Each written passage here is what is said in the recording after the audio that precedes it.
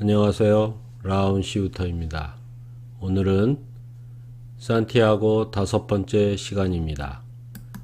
세고비아 숙소에서 홍콩에서 온 아주머니 60대로 추정되는데 순례길에 반을 마치고 온 이야기와 사진들을 보여주었고, 이스라엘에서 스페인을 한 달간 여행 온 역사 선생님과 함께 여행과 순례에 대한 이야기를 나누었습니다.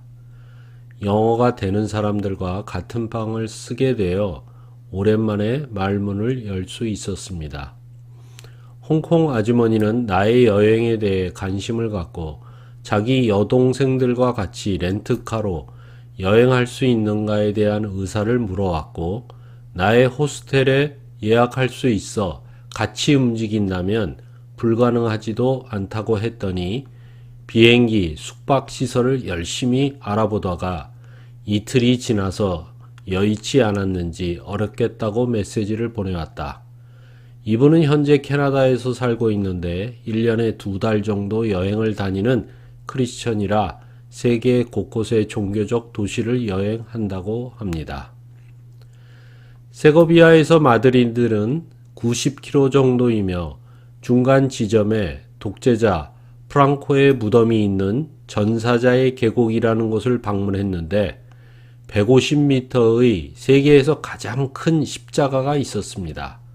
스페인을 37년간 독재한 정치가를 위해 입구에서 6km를 더 들어가야 하는 산 전체가 관람지인 이곳을 세워 기념하는 것은 일부 추종 세력들의 자기 가시와 기득권을 유지하기 위함이 아닐까 생각이 들었습니다. 우리나라도 박정희 대통령의 동상과 기념관을 만들고 있듯이 말입니다. 대형 십자가 아래에 돌아가신 예수님을 아는 마리아의 조각상이 보이는데, 프랑코가 자신의 죄를 회개하지 않고 죽었으면서도 예수님의 죽음과 행적을 전시한 것은 스페인 내 종교적 문화와 정서를 정치적으로 이용한 것이 아닌지 추정해 봅니다. 이곳을 구경하다 보니 스페인 내전을 배경으로 해밍웨이가 쓴 누구를 위하여 종은 울리나에서 열연한 게리 쿠퍼와 잉그리트 버그만의 영화가 생각났습니다. 어렸을 때 여러 번을 봤을 정도로 각본과 연기력이 탄탄한 영화이며 두 주인공을 지금도 기억하고 있습니다. 내부로 들어가면 엄청난 높이와 크기의 돌 무덤이 나타나고 양면에 성경에 나오는 이야기들을 벽화로 그렸으며, 앞쪽에서는 미사나 결혼식 같은 행사를 하도록 의자들이 배치되어 있었습니다. 돌 좌석에 앉아보면 실내 온도를 감지할 수 있을 정도로 차갑고 냉랭하여 을친년스러운 분위기가 연출되어 있는데, 이날이 토요일인지라 결혼식이 진행되고 있었습니다. 정말 엄청난 비용을 들여 만들어 놨는데 9유로를 내고 들어온 내가 독재자의 기념관을 유지하는 데 기여한 것이 아닌가 하는 생각에 씁쓸해졌습니다.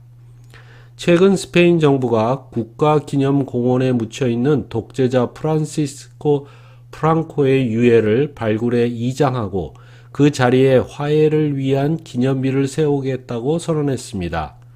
아직도 두 세력 간의 관계 회복이 이루어지지 못하고 있는 실정입니다. 그러나 시간이 지나면 사필 규정이 되리라 봅니다. 이곳을 떠나 마드리드 시내에 와보니 공기도 안 좋고 사람만 북적대며 가볼 만한 곳이 별로 없었습니다. 지금까지 방문한 곳 중에 최악의 도시여서 별로 추천하고 싶지 않은 느낌을 받았고, 단지 스페인 광장 사진을 기념으로 찍었을 뿐입니다.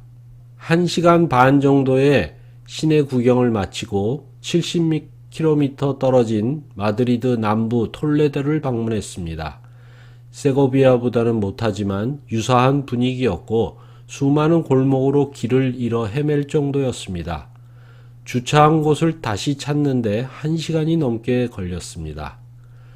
지금까지 방문한 도시처럼 성벽이 사방으로 둘러싸여 있고 높은 지대에 성당과 주요 건축물들이 있으며 한쪽 편으로 개천이 흐르고 있습니다. 마드리드에 비해 공기가 맑고 깨끗하며 머리가 상쾌해졌습니다. 대성당은 도심 한가운데 있어 수많은 골목길을 거쳐야 하며 찾기가 쉽지 않고 다른 건물에 가려 전체 사진을 찍기도 어려웠습니다. 이곳에서도 알카사르 건물이 있었고 엄청 크게 지어져 있었습니다.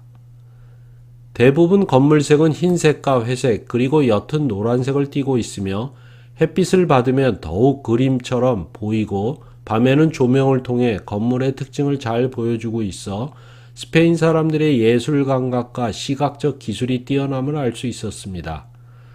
마드리드는 물가가 비싸고 특히 주차료가 엄청나서 야외 숙박을 톨레도에서 하고 새벽에 다시 레온으로 출발했습니다. 톨레도에서 레온까지는 400km가 넘어 5시간의 고독하지만 나름 묵상할 수 있는 나만의 공간과 시간을 가질 수 있어 의미가 있었습니다. 레온에 오자마자 순례 숙소를 찾아 탐방을 했는데 내가 갔던 곳은 생각보다 현대적으로 청결하고 편리한 시설을 갖추고 있었습니다. 하루 숙박에 10유로로 주방을 사용하여 음식을 만들 수 있고 샤워 및 세탁도 가능하답니다. 이 건물 바로 옆에 작은 성당이 있었고 미사 중이라 들어가서 참여했는데 내부는 화려했고 생각보다 많은 좌석이 있었습니다.